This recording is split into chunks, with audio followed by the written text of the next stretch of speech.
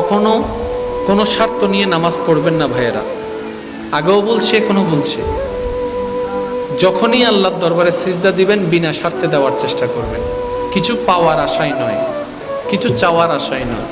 শুধু বলবেন, ইয়া রব, তুমি তৌফিক দিয়েছো আমার মতো পাপী বান্দা আজকে নামাজের মাধ্যমে তোমার দরবারে দাঁড়ানোর একটু সুযোগ পেয়েছে।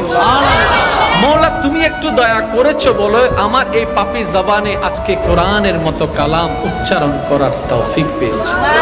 ও মাওলা, তোমার দরবারে দাঁড়ানোর মতো ন্যূনতম যোগ্যতা আমার কাছে নাই, আমার দাঁড়ানোটাই প্রমাণ করে সেটাই তোমার দয়া, সেটাই তোমার মাওলা।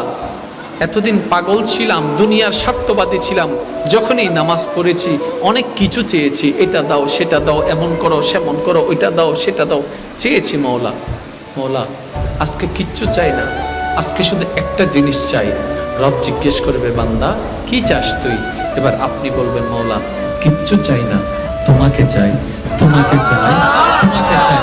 জগৎ জিজ্ঞেস করবে, চাকরি তোর লাগবে না? আপনি বলবেন যে না, আমার আর চাকরির দরকার নেই। কিন্তু তোর ব্যবসা লাগবে না? আপনি বলবেন ব্যবসার দরকার নেই। কেন কেন?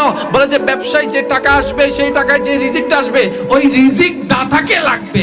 ব্যবসার দরকার নাই, রিজিক দাতাকে লাগবে। চাকরির দরকার নাই, সম্মান দাতাকে লাগবে।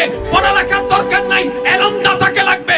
কারণ আমি যদি চাকরি পাই ব্যবসা পাবো না, ব্যবসা যদি পাই আমি স্ত্রী পাবো না, স্ত্রী যদি পাই সন্তান পাবো না, সন্তান পেলে দল পাবো না, একটা পাবো একটা পাবো না। কিন্তু আমি যদি রবকে একবার পেয়ে যাই, কমতি কিছু থাকবে না, সব আমার হয়ে যাবে।